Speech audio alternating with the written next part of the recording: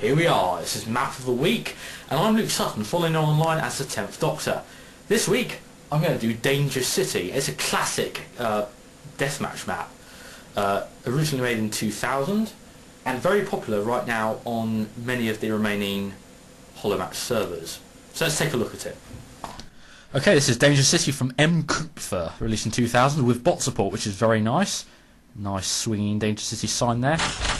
This is a bit I recorded earlier from the United Gladiator server, so this is a map well used on the online servers. As you can see, a lot of space for flying, so a lot of aerial combat happens on this map. There's a lot of buildings, most of them you can go in except that hotel to the right, you can't go in there.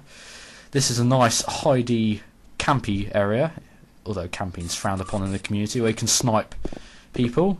And there's a secret area here if you jump into that container, where you can pick up a det pack, have a look at some nice pictures. Intriguing. There's 7 of 9. And you beam back out onto a monorail area, where the train does go past quite often. There you go, Danger City. So, a fantastic free-for-all and team deathmatch map. But is Danger City any good for role-playing? Because that's what the majority of players in Elite Force do these days. And I think if you can ignore the signs, I think you've got a fantastic urban map for role-playing, whatever you want to do. With a very good skybox as well. I've got to compliment the skybox. Anyway, my overall rating of Danger City is 9 out of 10, and I don't often give 9s.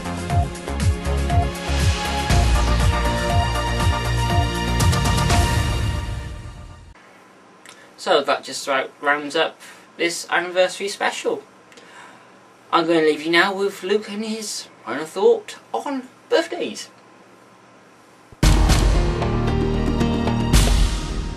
Welcome to Luke's final thought.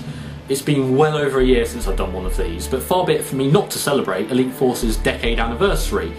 That's why I wanted to do a special edition of Elite Force Review, because in the computer gaming industry, which is a fairly new form of media compared to books and magazines and TV and radio, 10 years can be a very long time, especially for a Star Trek computer game. I mean, just look at Legacy, blimey.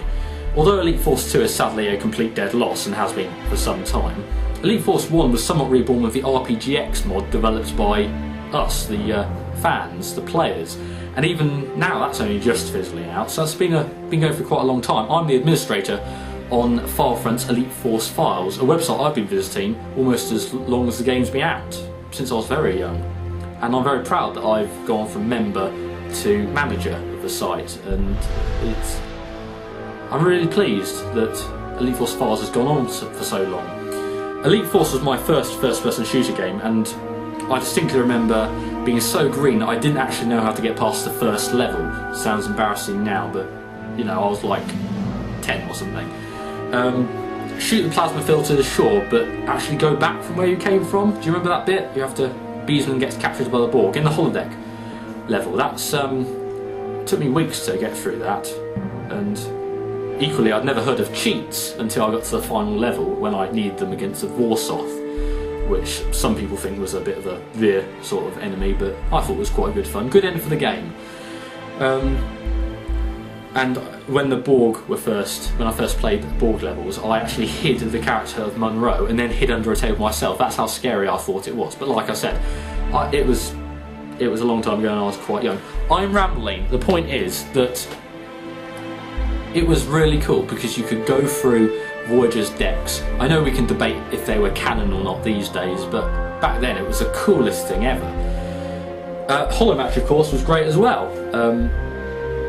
And still is, frankly. Never got bored of that, because there's a lot of other mods out there that you faithful modders have been producing for us, which is great.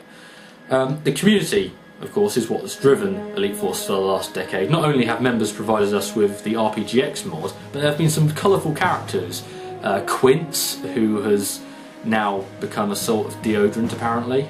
Fraggles, who I once banned. Ross, who was the leader of quite possibly the most successful RP group ever, and his second in command, Telex Ferrer, who I didn't quite figure out what gender he or she was. And many more. There's Brex, Kylin. Those are the people I remember. and there are loads of you out there. Acer, of course, was the noob. I interviewed him once on Elite Force Review, do you remember that? And of course, inside the game itself, they have some fantastic characters. Beesman, who got killed, that was very sad, but he was a loudmouth, wasn't he? Chell, who was afraid of pretty much everything. Juliet Girotte and Austin Chang, they had a sort of love affair, didn't they? It really was a special computer game, Elite Force 1, and it is my firm favourite. Maybe people will play it for years to come, but even if they don't, I think you viewers will join me in thanking Activision and Raven and everyone else who was involved in the Hazard team. So if you'll excuse me, I'm now going to go and play Elite Force all the way through to celebrate the anniversary. So good night, and set phasers to frag.